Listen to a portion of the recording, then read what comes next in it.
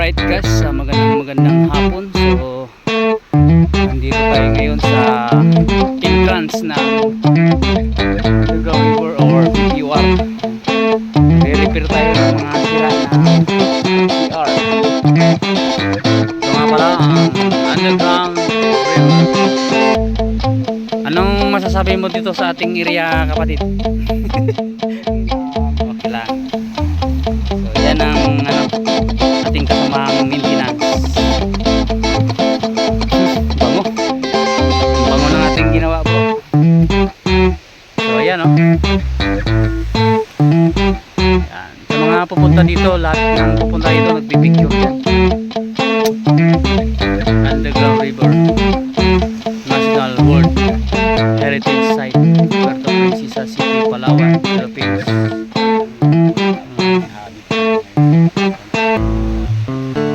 Okay. Kung inyong mababasa,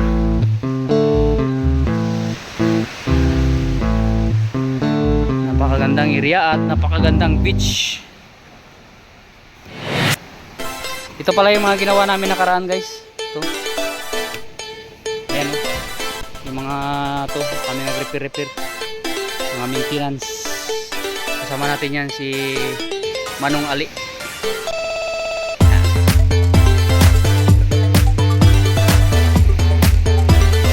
Ayos.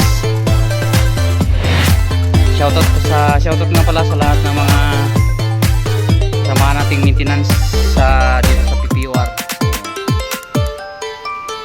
Nagre-repair kami ngayon guys ng CR.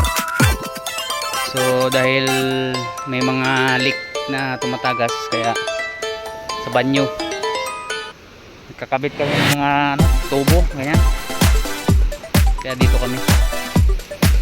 So ayan o.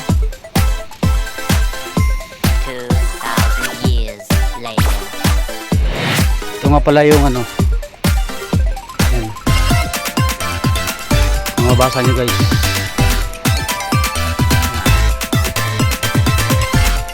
Screenshot nyo na lang. Tapos ito from UNESCO, the Puerto Princesa Subterranean River National Park has been the World Heritage thus in the government. Yan, mababasa nyo guys. Yung mga unggoy, dalawa.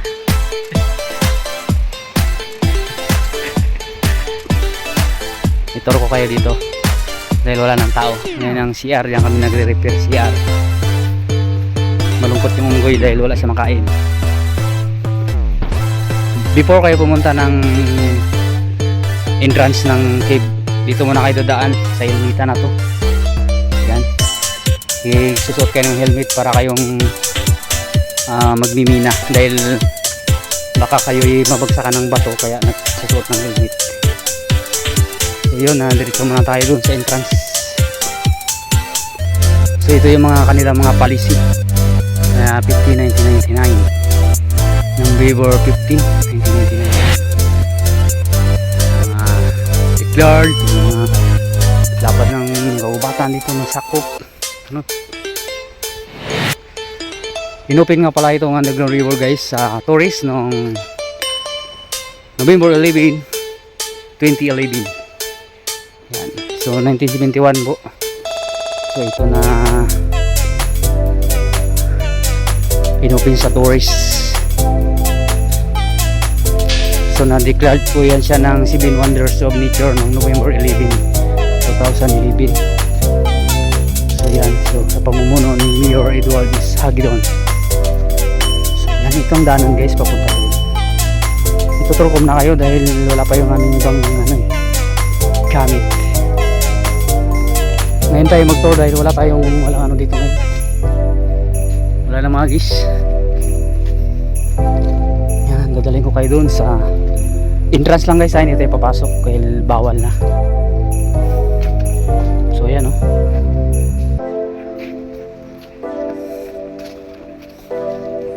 Yan. So dito kayo pupunta. Ayan ang mga bangka dyan na. Yung may ibon guys, ang ganda oh. May ibon. Ayun, nakatayo siya. Ayun, wala. Ayun siya. Ibon. Hello. Oh, mayroon mga squirrel pa. Maraming mga tabon. Mga tabon. Okay. So ayan, ang napakaganda ng underground river. So dito muna kayo guys mag-i-stay. Upuin tayo ng mga sakyan pag maraming guys. So tapos diyan kayo pupunta. Ayan. Ayan guys, dito ang sakayan. Yung mga bangka na yan ang ginagamit. Dito ang sakayan bago kayo pumasok doon. So ang tour po ay 45 minutes, balikan na yan.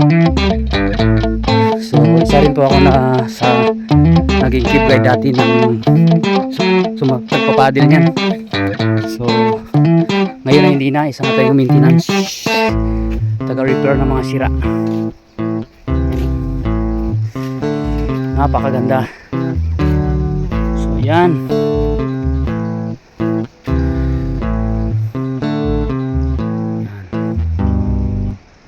Ang daming ibon.